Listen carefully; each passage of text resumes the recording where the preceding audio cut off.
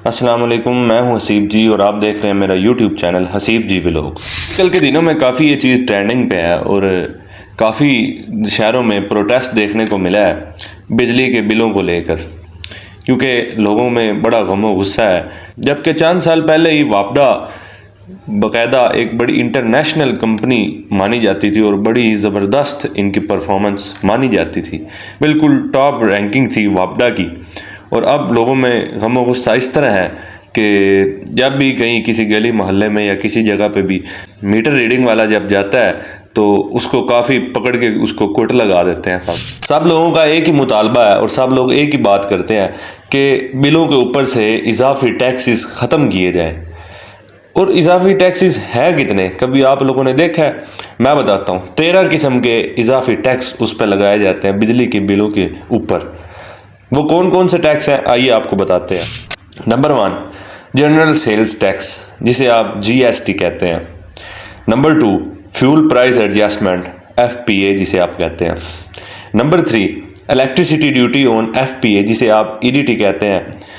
Number 4, variation tax on FPA। Number 5, इस्तेमाल शुदा units की कीमत पर ED, इलेक्ट्रिसिटी ड्यूटी।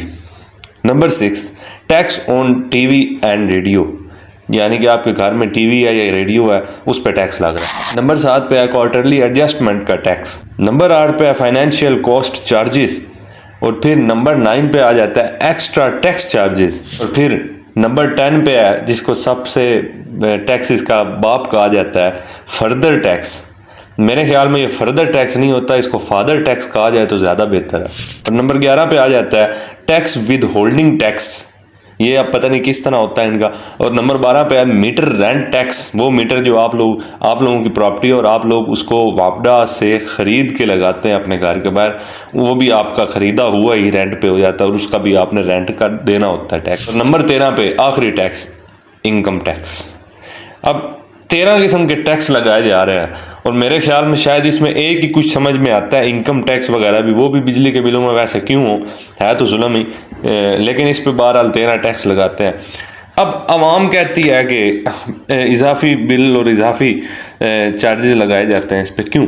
इसी तरह हमेशा से हर मुल्क में ये होता है कि जो जितनी भी चीज़ यूज़ करता है उसको फी यूनिट प्राइस कम लगती है। मिसाल के तौर पे आप सेब लेने चले जाए मार्केट में तो आपको 100 रुपये 1 किलो सेब मिलेंगे, आप 4-5 किलो ले लो 400-500 के मिल जाएंगे। और अगर आप पूरी बोरी सेबों की 15-20 किलो जिसमें होते हैं सेब, वही आप बोरी ख़रीद लेंगे तो मेरे ख्याल में आपको 100 रुपये नहीं मिलेगा, आपको 50-60 रुपये 70 रुपये किलो मिलेंगे।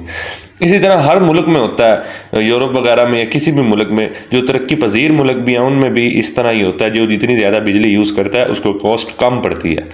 और यहाँ पे सवाल तो ये पैदा होता है, बिजली तो वही प्रोड्यूस हो रही है ना, तो फिर जो ज़्यादा बिजली इस्तेमाल करते हैं उनको फिर ज़्यादा बिल क्यों भेजे जाते हैं? जैसा कि मैंने एक पहले भी वीडियो बनाई थी इनकी। अब इनके बिल भेजने का एक शेड्यूल इस तरह है, आपके ख्याल में कोई यूनिट की कीमत लगाई जाती है? नहीं, यूनिट के इनके स्टेप बाय स्टेप है यूनिट्स के। वो किस तरह, वो मैं बताता हूँ। 100 यूनिट तक का आपका बिल आएगा 2472 रुपये, 100 यूनिट तक। अच्छा, आपका 101 यूनिट होगा, उसी का बिल आपका हो जाएगा 3511 रुपये। फिर आपका 200 यूनिट इस्तेमाल करने पे आपका बिल आएगा 6885 रुपये। 201 या 202 यूनिट इस्तेमाल करने पे आपका बिल आएगा 8223 रुपये। और इसी तरह 1 और 2 यूनिट के फ़र्क को समझिएगा ज़रा। 300 यूनिट तक आप इस्तेमाल करेंगे तो आपका बिल आएगा 12213 रुपये। इसी तरह 301, 302 यूनिट आप इस्तेमाल करेंगे तो आपका बिल आएगा 14510 रुपये। और साथ ही आप 400 यूनिट तक इस्तेमाल करेंगे तो आपका बिल आएगा 19218 रुपये। तो ये वो चीज़ें हैं जिसके नाम पे वापडा वाले हमें लूट रहे हैं। इतना जुल्म वापडा का देख के तो हम तो एक ही बात करेंगे, मौजूदा हुकूमत अनवारुल हक काकड़ साहब से एक ही गुजारिश करेंगे, भाई हमें पता है आपकी हुकूमत तो दोबारा आनी नहीं, आप चंद महीनों का ही मेहमान है और आप इसी तरह की कोई तारीख रकम कर जाए, लोग आप लोगों से फ़ायदा उठा सके और आप पाकिस्तान की खिदमत कर सकें और इस जालमाना टैक्स से हमारी और इस जालमाना निज़ाम से हमारी जान छूट सके। अल्लाह हाफिज़।